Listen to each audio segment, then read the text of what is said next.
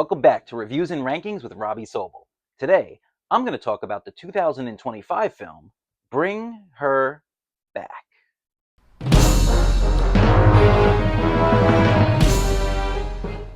Bring Her Back is the newest film by brothers Michael and Danny Philippou. Their first film, Talk to Me, was released in 2023 and it took the horror community by storm. It was quickly one of the most popular horror films that entire year, and for myself, it was towards the top of my list.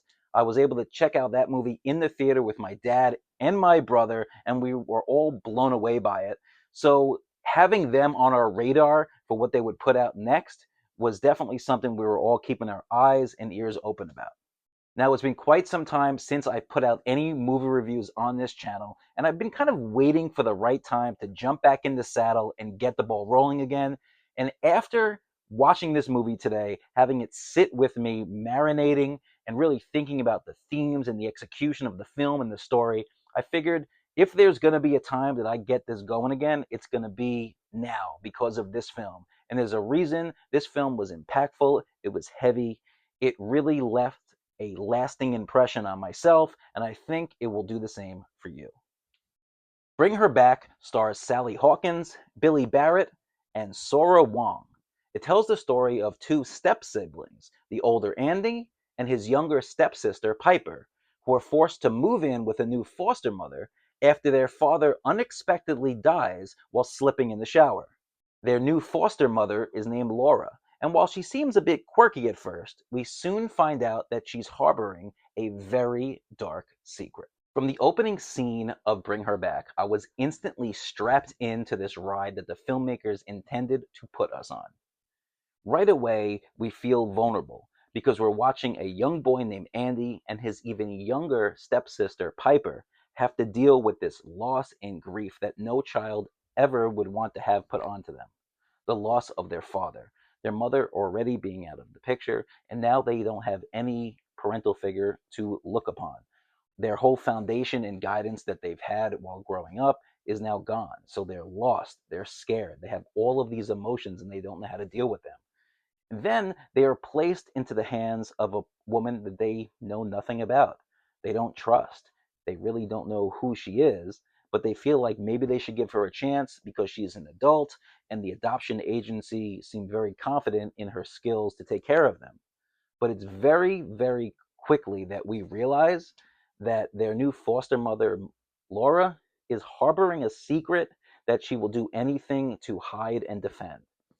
Soon after the kids arrive, Laura reveals that she too has been dealing with her own grief after her daughter died in the pool in her own backyard.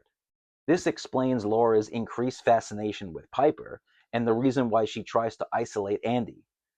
Piper is a sweet girl, but is also at her own disadvantage for being visually impaired, having only the ability to see colors and shapes and nothing else. She relies heavily on Andy, who has been there for her in recent years, which has only strengthened their bond as brother and sister. As time goes on, Laura continues to reveal more about herself, including that she spent over 20 years as a therapist. This information is so vital to the story because she uses it as a way to manipulate Piper and gaslight Andy.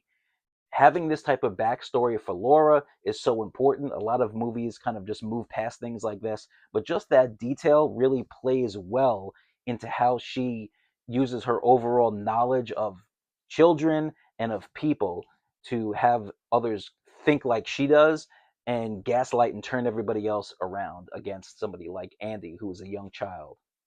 Now, being a horror film, Bring Her Back is more than just a dramatic tale about grief, loss, tension, and manipulation. Bring Her Back also weaves together horror elements, most notably in the form of the occult. Now, when Andy and Piper arrive at their new foster home and they meet Laura, they also find out that they're not the only child that is there. They're soon quick to meet Oliver, their new foster brother. Oliver's a young boy who's very quiet. He doesn't say much. He keeps to himself. And he gives off a vibe like there is definitely something wrong here, but we're not sure. Now, Laura keeps Oliver away from both Andy and Piper. And as time goes on in the film, we soon find out why. As the tension builds between Laura, Andy, and Piper, Laura has a much larger plan in place that includes Oliver, Andy, Piper, and the occult. Now, Oliver, he wasn't placed there because he's a foster child, and he wasn't adopted. Oliver was kidnapped by Laura, who she is using as her own personal guinea pig, with the endgame being to resurrect her own dead daughter, using the vessel and physical body of Piper to do so. The performances in Bring Her Back were stellar across the board. Sally Hawkins did a great job as the film's anchor, playing the foster mother Laura, who was harboring a secret that was so dark that she would do anything to keep it hidden. Billy Barrett and Sarah Wong had such natural chemistry that you instantly believed that they had gone through the trenches together, especially after experiencing such a traumatic event like the loss of their father at such an early age. I found myself rooting for both of them every step of the way, and I wanted to make sure that when the credits rolled, they were together in lockstep, defeating this presence of Laura and all that she represented.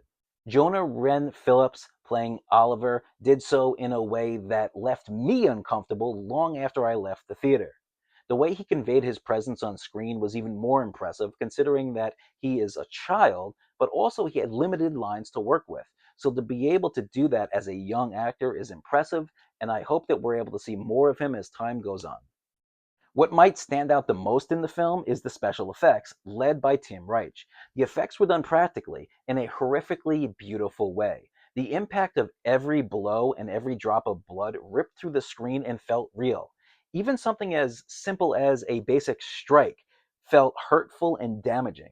And as a filmmaker, if you're able to do that and convey that with something as basic as a punch, it really shows that you have a handle on your production, on your set, cinematography, and your actors. You're really coming together as one and making sure that this vision comes from your mind to your paper and onto the screen. It was done so well that as I was in that seat watching this movie, I felt like I was in the story getting hit myself. Now, Bring Her Back was a heavy watch. Its themes are not easy to sit through, and many people might not want to go there when it comes to their preferred form of entertainment. For me, it's important, and one of the reasons why I watch horror films in the first place. It's one of the reasons that got me so hooked to a genre at a young age, and it has carried on now 3+ decades to where I am now. As I was leaving the theater, I was thinking about all of the themes in the film, and it took me back to a quote from one of the most impactful documentaries that I've ever watched called The American Nightmare. The unconscious is not a pretty place. And movies are fantasies, and fantasies are exactly to tap into these things. That's what movies are for. Movies are not to be nice or to be politically correct. Movies are exactly where we go to revisit things that sometimes need revisiting on an unconscious or semi-conscious level. I mean, I just take that to be a given. That's what films are for. Bring Her Back is a 95-minute metaphor on grief and pain, how we deal with our thoughts of loss and the potential ramifications of our actions that follow. The Philippou brothers present to us a story that will live rent-free in our heads long after we leave the theater. And it was so impactful that for the first time in 3 years, I decided to turn that camera on, sit in this chair, and talk to you and lend my voice back into the horror community when it comes to a film that is saying a lot and could spark a much deeper conversation. Currently, Bring Her Back is sitting at a 90% critic score on Rotten Tomatoes and a 79% audience score. And over on Letterboxd, it's holding a rating of 3.8 out of 5. Bring Her Back is the most impactful and best film of 2025, and I'd be hard-pressed to think that any other film will top it. For me, Bring Her Back gets a 5 out of 5 score rating. If you guys have seen Bring Her Back, let me know what you thought in the comments below. If you want to continue the conversation, I'll give you my link to Letterboxd NX and we can chat it up. So thank you guys for returning to the channel and giving this video a watch. And remember, keep watching movies.